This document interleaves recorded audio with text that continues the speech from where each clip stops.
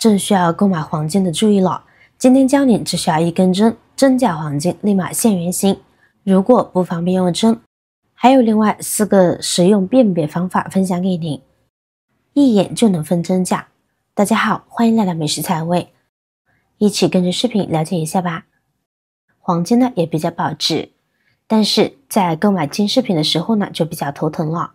一个金饰品呢也不便宜，小的呢都要上千块，大点的就要几千甚至上万了。一些不良商家为了自己的利益最大化，就会造出一些假的黄金呢，让我们难以辨别。要是我们买到了假的黄金，就真的亏大了。今天呢就来给大家分享几个辨别真假黄金的方法。下面我们就来看看方法1，看颜色。黄金的纯度不同，我们所看到的颜色呢也是不同的。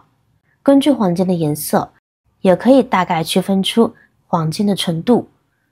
我们经常呢会听行内人说，黄金有7青8黄9紫10赤，恐怕很多人不理解其意。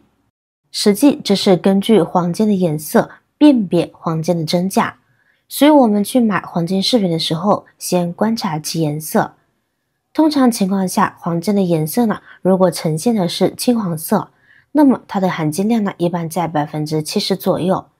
如果黄金的颜色呈现出金黄色，那么它的黄金含量呢一般在 80% 左右。如果呈现的是紫黄色，含金量呢应该在 90% 左右。赤黄色这就是100%纯金。如果黄金饰品颜色偏红或偏白，则可能不是纯金，颜色浅呢可能是混合金，颜色偏红那是仿金金饰，边角发白可能是假金哦。第2点，听声音。我们可以通过声音呢来辨别黄金的真假。真的黄金呢是有质感的，有一种坠感，我们拿在手上呢会有一定的分量。在购买黄金的时候，店员允许的情况下，我们可以把它拿高点扔在桌子上或者是地面上，听一下它发出来的声音。要是黄金发出的声音是比较沉闷的啪嗒声，而且呢还不会有回弹的，那么这个就是真黄金了。如果黄金扔出去，听到的是非常清脆的响声，叮当叮当的，而且呢还会弹跳起来的，那就证明这个黄金呢它是假的了。很有可能它这是一个钢铁制品。这个方法最方便也最简单，只需要把它扔一下呢就可以辨别出来了。第3，吸铁石辨别法。铁吸引磁铁呢是一件非常普通又经典的事，因此呢我们也可以用它这个特点来判断物品是否是真的黄金。由于铁是某种别的金属组成品，而铁这个元素本身不存在于黄金元素当中，因此如果用磁铁吸附住了这个东西，那么它肯定不是真的黄金。用磁铁，黄金是不能吸引磁铁的，因为黄金不属于铁。黄金的磁导率比空气还小，是没有引力能让吸铁石吸引它的。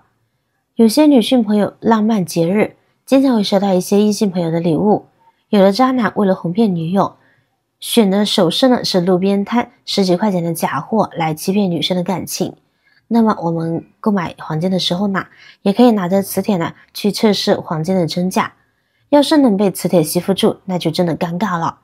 没有被吸附的不一定是真黄金，但是能被吸附的或者说有反应的一定是假黄金。所以我们可以用磁铁稍微试一下。这个方法虽然不能完全确定它是不是真金，但是我们可以更快的筛选出来假黄金呀。第4点，用针辨别。最原始的验证方式呢就是划痕鉴别法了。当年商业还没有这么繁盛的时候，想要知道这块金子是不是真的，就只能自己在上面实验。而这之后便衍生出了流传至今可以简单验证物体真假层次的方法之一。侦测法就是其中之一。拿出一根锐利的针，将针尖轻轻地划过黄金表面。如果处于常态下针尖不发亮，这说明这很有可能就是真金。如果划过之后发现划痕明显，且颜色有点像生锈了，这说明你可能被骗了。你买的黄金并不是真的黄金，黄金的质地呢是比较柔软的，而且它的硬度呢也比较低，即使做了首饰，它的表面呢也是很容易会出现划痕的。我们就可以利用它的这一个特点呢来辨别真假。要是它的表面非常的硬，我们用针都没有办法划出来划痕的话，那就是假的黄金，或者是纯度很低的黄金。如果没有针的话，我们也可以用牙齿来咬，看看它的表面呢有没有出现印记。这种方法大约流传了数百年至今。第五，火烧法。俗话说真金不怕火来炼，我们也可以通过火来辨别黄金的真假。但是这个火呢并不是我们平时烧的柴火，要是方便的话，我们可以找一些专业的地方用火来烧一烧来辨别。如果是真黄金的话，在被火烧之后呢是不会有任何变化的，烧一烧反而会更亮。但是也不要烧的时间太长了，不然就把真金呢给融化掉了。假的黄金在被火烧过之后呢就会变黑，而且这个黑色呢可能都无法去除掉。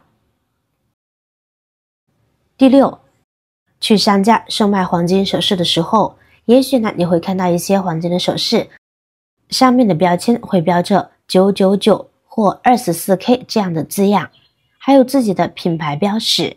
这样的数字呢并不是简简单单的时尚，而是代表着黄金纯度的信息标志。3个9代表着这种黄金纯度很高，还有 99% 的纯度，剩下 1% 有可能是加入了其他的金属，制成合金增加材质坚硬度的一种金属。24K 也是同样的含义，用 K 计量的纯度等级呢更加高一些，因此它代表的是含有 99.9% 的纯度。因此当你发现自己挑选好的首饰只有模糊不清或者是没有这些标志的时候，就应该对这个产品产生疑问了，它极有可能只是一般的合金。在这样的情况下，最好带它去验金机构检测一下进行确认，不要因为一时贪图小便宜让不法分子赚走了大钱。那么现在您会正确辨别黄金了吗？成为熟人其实很快乐，现在的我不再排斥黄金，反而享受那种熟悉的快乐。它不仅是一种装饰，更是一种心灵的寄托。好了，今天的视频内容呢到这里就结束了。如果你哪里有更好的建议，欢迎评论区留言，随心进行分享。同时也希望大家能够多多点赞转发，使更多的人能够关注到这些实时动态。我是瑶瑶，那么我们下期再见。